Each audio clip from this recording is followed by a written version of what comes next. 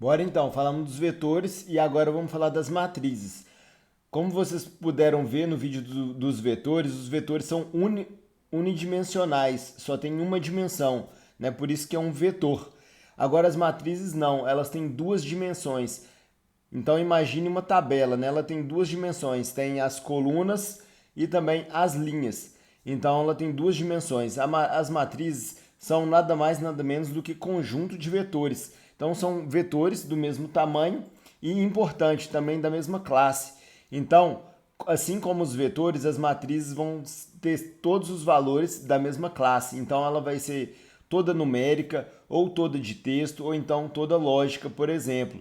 Né? E não tem como misturar valores lógicos ou texto com número, tudo em uma matriz. Ela vai ter sempre valores da mesma classe. Então vou colocar aqui alguns exemplos aí de matrizes para vocês. Aqui no primeiro exemplo, vou colocando aqui, olha só, eu estou colocando aqui a função da matriz, os valores de 1 a 6, que nada mais nada menos do que um vetor, só que eu vou dividir esse vetor em duas linhas e em três colunas. Então essa aqui vai ser a minha matriz, tá aí o valor 1, 2, 3, 4, 5 e 6 divididos aí em duas linhas e três colunas. E também eu posso pensar na matriz como um conjunto de vetores, né? Aqui no caso eu dividi esses vetores aí, dividi um vetor em duas linhas e três colunas, mas eu poderia fazer diferente também. Eu posso pegar, por exemplo, três vetores, então vetor 1, vetor 2 e vetor 3, e juntar os três, né? Aqui cada um tem uma dimensão só, o vetor 1, o vetor 2 e o vetor 3, e aí eu vou colocar eles em uma tabela. Olha só, quando eu falo que é uma dimensão só, né? É uma linha aqui, como se fosse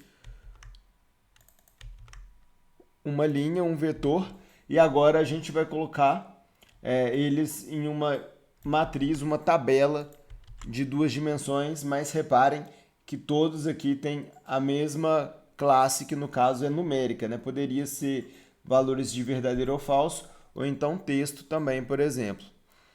Então aqui o cbind eu vou juntar as colunas, né? Esse comando aqui ele junta colunas.